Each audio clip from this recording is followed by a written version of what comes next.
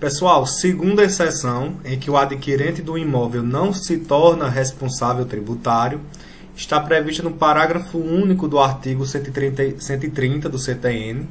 E esse parágrafo único vai nos dizer que no caso de arrematação em asta pública, a subrogação ocorre sobre o respectivo preço.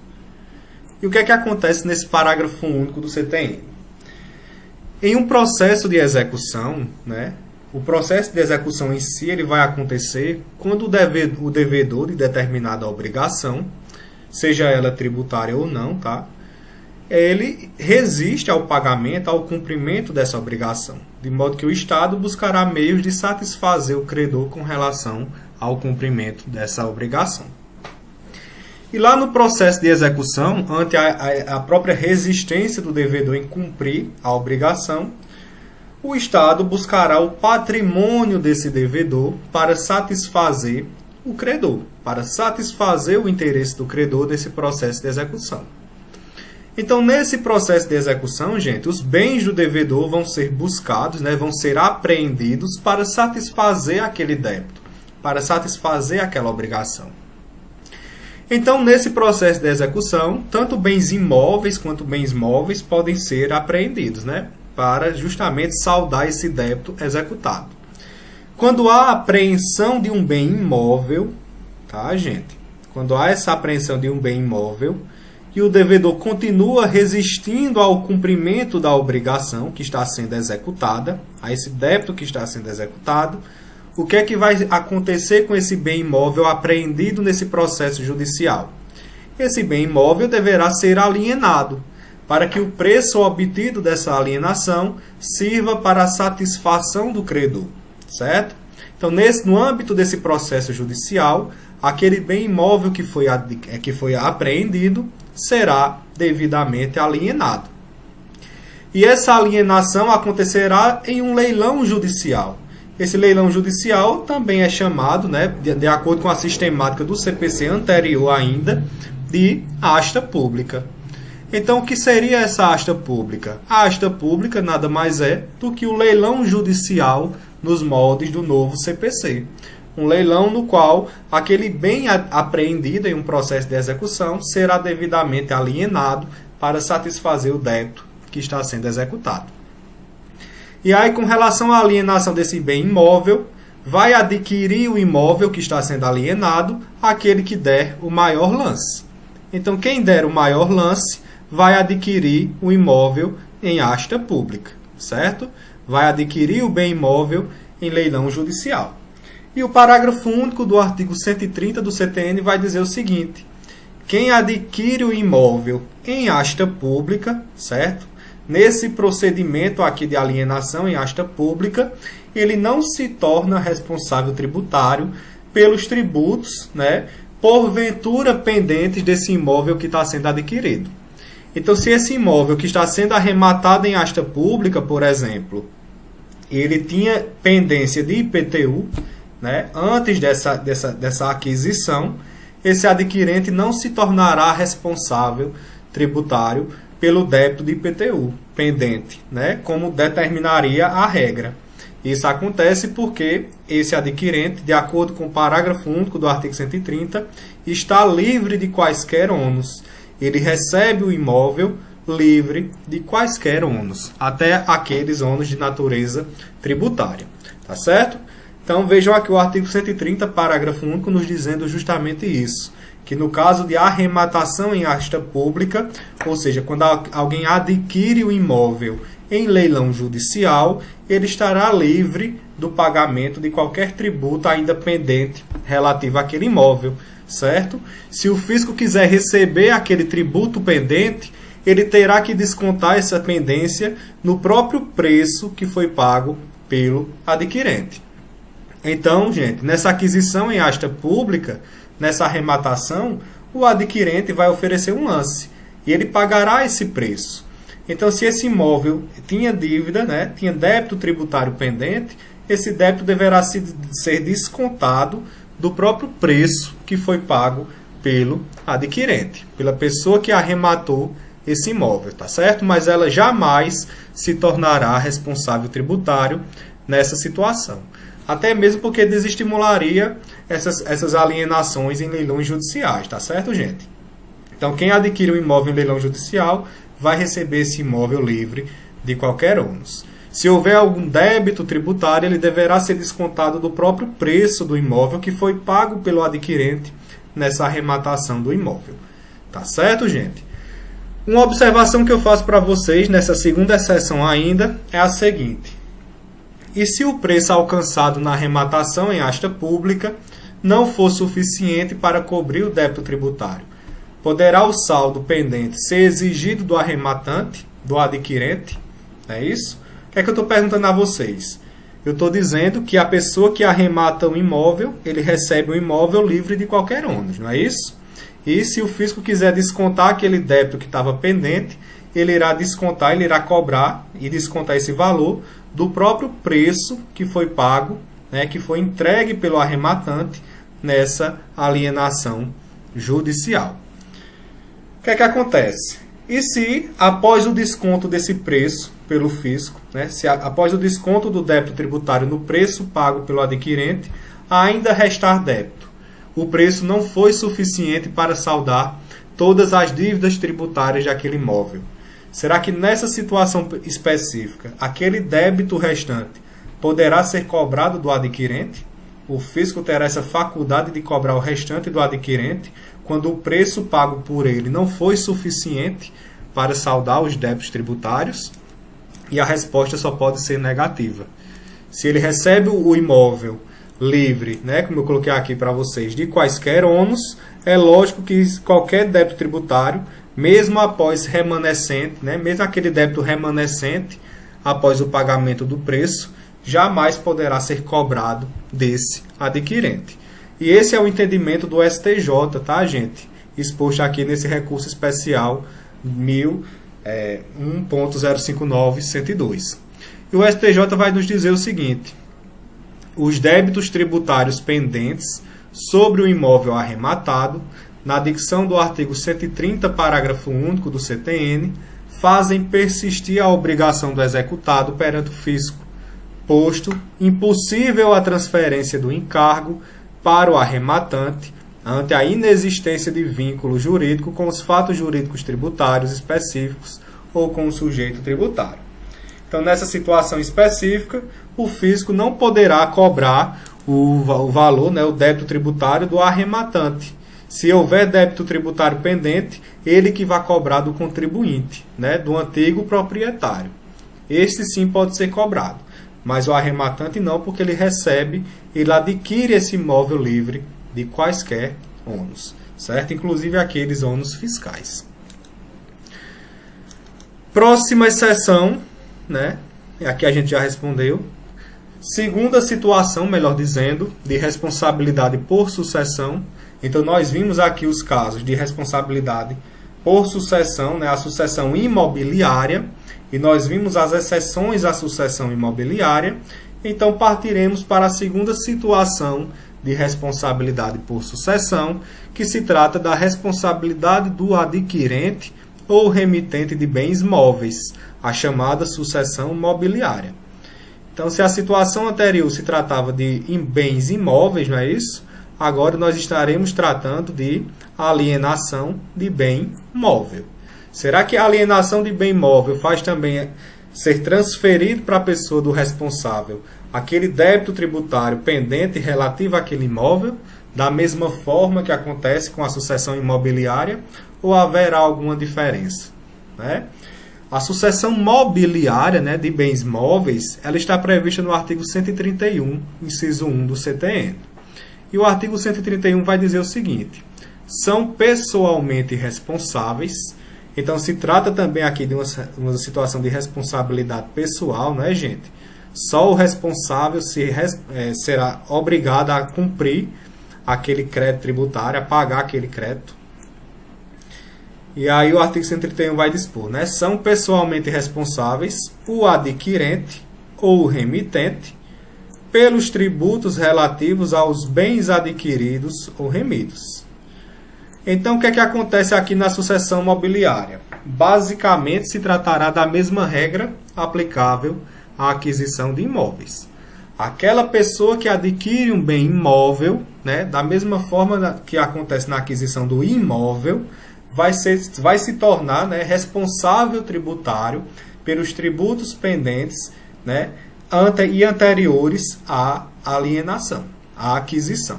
Tá certo? Então, aquela mesma regra do bem imóvel vai se aplicar ao bem imóvel. O adquirente responderá pessoalmente pelos tributos relativos àquele bem imóvel que foi adquirido. Aquela pessoa que está adquirindo, por exemplo, um veículo, um carro, se esse carro tem pendência de IPVA, né, no âmbito estadual, aquela pessoa que está adquirindo o carro vai se tornar o responsável tributário pelo pagamento do IPVA que está pendente. Mesmo que ele não tenha dado causa ao fato gerador, né, mesmo que ele não tenha praticado o fato gerador do IPVA. Quem praticou o fato gerador do IPVA foi o contribuinte, que era um antigo proprietário. Lembrando sempre, né, gente, que essa aquisição de bem imóvel, aqui eu errei, não é imóvel, vocês corrijam aí, tá? Vou até colocar aqui para vocês. A aquisição de bem móvel, ela acontece com a tradição. Então, diferentemente lá do bem imóvel, essa transferência não acontece com o registro, acontece com a tradição, de modo que a gente vai concluir aqui nessa situação que a sucessão mobiliária, ela também acontece com a tradição. A partir da entrega do bem imóvel ao novo proprietário, né, ao adquirente, essa entrega faz nascer também essa sucessão mobiliária. É a partir da tradição que o adquirente se torna responsável tributário. Como, por exemplo, o adquirente do veículo, né, do carro, quanto ao IPVA pendente, como eu falei para vocês. A partir do momento em que há a tradição desse veículo, o adquirente se torna o responsável tributário pelo IPVA que estava pendente de pagamento. Certo? Então, aqui é com a tradição, não há registro. Aí vocês podem se perguntar, professor, mas com relação ao carro é necessário fazer um registro lá no Detran, não é isso? Esse registro lá no Detran ele é necessário. Só que vocês têm que compreender que o registro no Detran ele não tem o condão de formalizar, né, essa transferência. Essa transferência ela já aconteceu com a simples tradição, ok? Ela não ocorre a transferência com o registro lá no Detran. Ela acontece antes com a tradição do veículo ao novo adquirente. Cuidado que na sucessão mobiliária, o artigo 131 vai tratar tanto da aquisição, né, do adquirente quanto do remitente. E o que é remitente, né? Quando a gente fala de remitente, a gente está falando de remissão com cedilha. E essa remissão com cedilha, no âmbito do processo civil, nada mais é do que o resgate do bem penhorado mediante o pagamento da dívida. Certo? Então, se houve um bem imóvel que foi penhorado no âmbito de um processo judicial, se esse bem imóvel penhorado for resgatado, seja pelo devedor ou por qualquer outra pessoa, esse remitente, essa pessoa que resgatou esse bem imóvel que foi penhorado, vai se tornar o responsável tributário pelos tributos, né, pelas obrigações que ainda estão pendentes. Ok? Então, tanto o adquirente quanto o remitente de bem imóvel. O que é que a gente tem que ter cuidado na sucessão mobiliária? Na sucessão mobiliária, todas aquelas exceções que a gente viu que são aplicadas à sucessão imobiliária não se aplicam ao adquirente de bens imóveis, certo? Então aqui não há qualquer exceção. O adquirente de um bem imóvel sempre se tornará responsável tributário a partir da tradição desse bem imóvel, certo? Então, quanto aos tributos pendentes, quanto às obrigações tributárias pendentes, com a tradição ele se torna responsável tributário, certo? Não existe exceção da mesma forma, como a gente viu lá na sucessão imobiliária. Então, mesmo, por exemplo, que esse adquirente, no momento da tradição, prove que havia a quitação dos tributos, essa prova da quitação, diferentemente do que acontece lá na sucessão imobiliária, ela não tem o condão de afastar a responsabilidade tributária do adquirente, porque não existe exceção aqui. O adquirente ou remitente sempre se tornará responsável tributário. Tá certo? Então, essa é a diferença com relação à sucessão imobiliária. Na imobiliária, a gente viu que há uma série de exceções que não se aplicam na sucessão mobiliária. Ok? Terceira situação de responsabilidade por sucessão se trata da responsabilidade por sucessão causa-mortes, prevista no artigo 131, inciso 2 e 3 do CTN. E a gente já tem uma ideia dessa sucessão causa-mortes porque a gente já exemplificou em outras classificações, certo?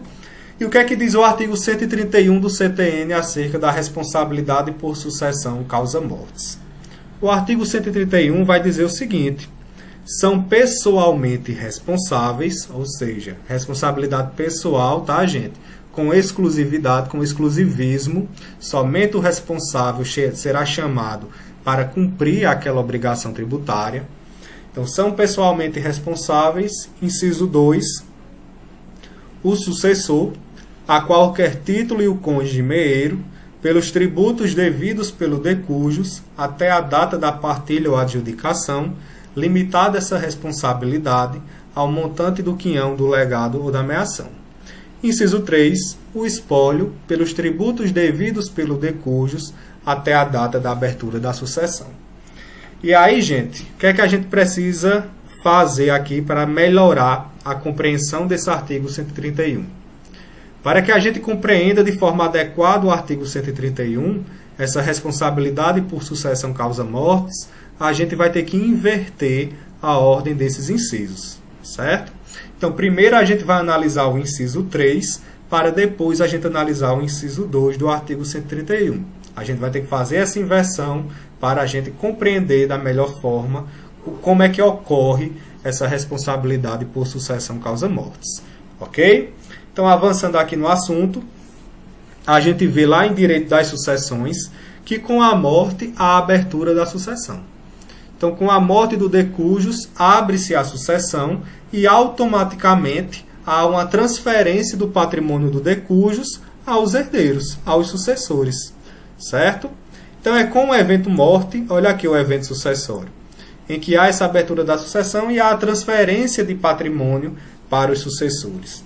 E essa formalização dessa transferência acontece no âmbito de um processo de inventário ou, a depender da situação, de um processo mais simples denominado de arrolamento, que ao final desse inventário do arrolamento haverá a formalização, né, dessa partilha de bens. E essa partilha vai ser feita, né, em benefício dos sucessores. Tá certo? Então vejam, com a morte do de cujos, abre-se um processo de inventário, de arrolamento, para que se formalize essa transferência do patrimônio do de cujos à pessoa dos sucessores, certo? Essa transferência que ocorre no momento morte. E no âmbito tributário, essa morte vai gerar uma repercussão, certo? Ela vai gerar uma sucessão causa-mortes. Afinal, a pessoa do de cujos pode ocorrer que essa pessoa tivesse tributos ainda pendentes de pagamento. E se não for possível cobrar do contribuinte, que já morreu, o fisco terá que buscar outra pessoa para se responsabilizar pelo cumprimento dessa obrigação. E é justamente o que acontece nessa situação que estamos estudando agora. Já que o de cujos ele deixa de existir, o contribuinte ele deixa de existir e havia tributos pendentes, vai ter que haver uma responsabilidade de outra pessoa com relação ao pagamento desse tributo, certo? E o que é que dispõe o inciso 3? O inciso 3 do CTN, eu falei para vocês que tem que haver essa inversão, ele vai dizer o seguinte, que com a morte do de cujos, quem vai se responsabilizar pelas obrigações tributárias ainda pendentes é o próprio espólio, certo? Então, com a morte, o espólio se torna pessoalmente responsável. E aqui eu coloquei até o desenho para vocês que vejam aí com mais clareza. Tá? Então, com a morte do de cujos, certo? O de cujos era o contribuinte, né? Havia tributos ainda pendentes de pagamento. Então, imagine que antes da morte esse de cujos tinha um monte de dívida de IPTU que ainda estava pendente e não foi paga. E houve a morte desse de cujos com esses tributos ainda pendentes de pagamento. E aí, quem será o responsável pelo pagamento desses tributos pendentes, já que o contribuinte ele deixou de existir? O inciso 3 vai dizer que é o espólio, né? É o espólio que se tornará o responsável tributário. Então, com a morte do de cujus, eu falei para vocês que há a abertura da sucessão e há a transferência do patrimônio, e essa transferência de patrimônio aos sucessores deve se formalizar através de um processo de inventário, certo? Ao final desse processo de inventário haverá a partilha de bens entre esses sucessores, mas vejam que no decorrer desse processo de inventário, todo o patrimônio do de cujus vai integrar uma universalidade, um conjunto de bens denominado de espólio, certo? Então esse espólio vai ser integrado aí pelo conjunto de bens que eram de propriedade desse de cujus. E o CTN vai dizer o seguinte: já que não pode cobrar esses tributos pendentes do de cujus, porque ele morreu, né, o contribuinte morreu, nós cobraremos esses tributos pendentes do próprio espólio, dessa própria universalidade. E esse espólio responde sozinho, responde com exclusividade, ou seja, há uma responsabilidade pessoal. Certo, gente? Então vejam aqui, não uma pessoa, mas um conjunto de bens se tornando responsável tributário. Então o responsável tributário, nesse caso, será o espólio. Não foi o espólio que praticou o fato gerador, mas é ele quem deverá cumprir aquela obrigação tributária que ainda estava pendente antes do evento, né, sucessório, antes do evento morte. Certo? Então vejam que com a inversão dos incisos fica bem fácil de compreender. O que é que acontece? Esse inventário ele não vai aí transcorrer indefinidamente, né? Ele vai ter que acabar um dia. E quando ele vai acabar a partir de uma sentença de partilha ou de adjudicação. Então, a partir da sentença de partilha, esses bens, esse patrimônio que integrava o espólio, deverá ser distribuído, né? Deverá ser partilhado entre as pessoas, né? Entre os sucessores do de cujus. Então, o que é que acontece quando isso ocorre, né? Então, imagina aqui o inventário, o espólio sendo responsável tributário, né? Até que chega a devida sentença de partilha ou adjudicação. E com essa sentença de partilha de adjudicação, aquele patrimônio vai ser distribuído entre os sucessores e o cônjuge meeiro. O que é o cônjuge meeiro, gente? Cônjuge meeiro é aquela pessoa, aquele cônjuge que tem direito à metade do patrimônio do de cujus. Não é isso? A esposa ou o marido tem direito à metade do patrimônio, né? A depender aí do regime de bens, do outro cônjuge, né? A esposa ou o marido, o que for. Então, o cônjuge meeiro é isso. Então, esse patrimônio, após a sentença de partilha, será distribuído entre os sucessores e esse cônjuge meeiro, no que lhe for devido. Não é isso? E o artigo 131, inciso 2, vai dizer o seguinte: a partir dessa sentença de partilha, serão pessoalmente responsáveis o sucessor a qualquer título e o cônjuge meeiro. Então, isso significa dizer, gente, que se até essa sentença de partilha ou adjudicação ainda havia tributos pendentes, essa responsabilidade pelo pagamento dos tributos pendentes passará à pessoa dos próprios sucessores ou do cônjuge meeiro. Então, vejam aqui, né? O espólio era o responsável tributário pelos tributos pendentes, mas se continuar, né, com pendência de pagamento de tributo até a sentença de partilha ou adjudicação, a responsabilidade passará do espólio para a própria pessoa dos sucessores e do cônjuge meeiro, né, após essa sentença de partilha.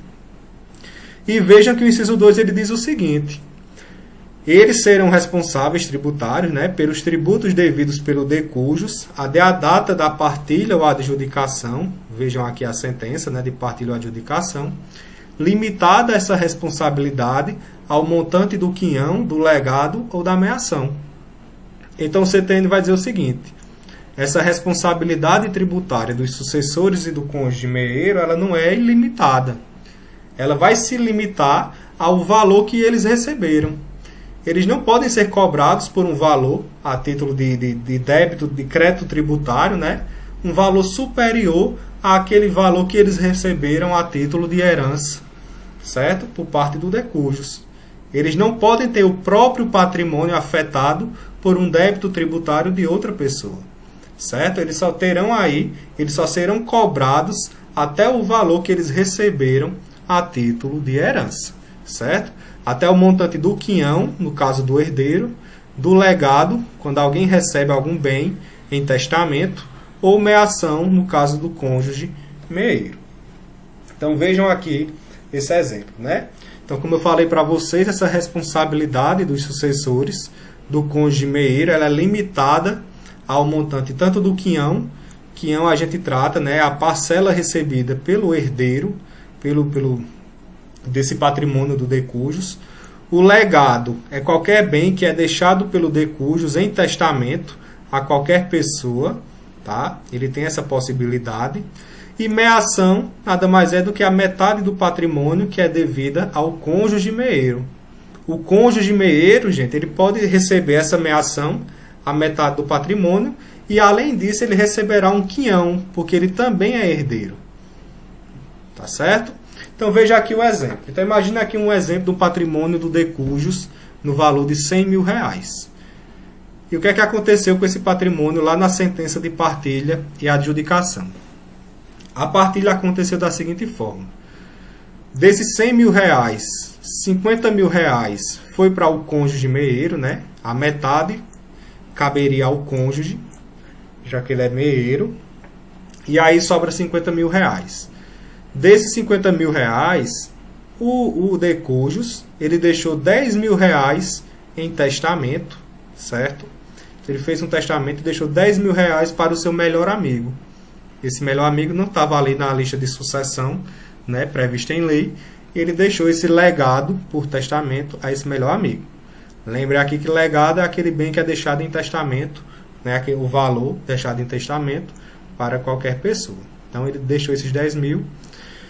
E aí sobrou 40 mil reais, né, desse patrimônio. Os 40 mil reais deverão ser divididos entre os herdeiros. Deverá ser partilhado entre os herdeiros. E quem são os herdeiros desse decujus? Nessa situação específica, digamos que o decujus ele tinha apenas 2 herdeiros. Um filho que ele tinha e o próprio cônjuge, certo? Então o cônjuge, além de ser meeiro, ele também é herdeiro. Então, esses 40 mil reais vai ter que ser divididos entre esses 2 herdeiros, o filho e o cônjuge. Então, 20 mil reais para cada um.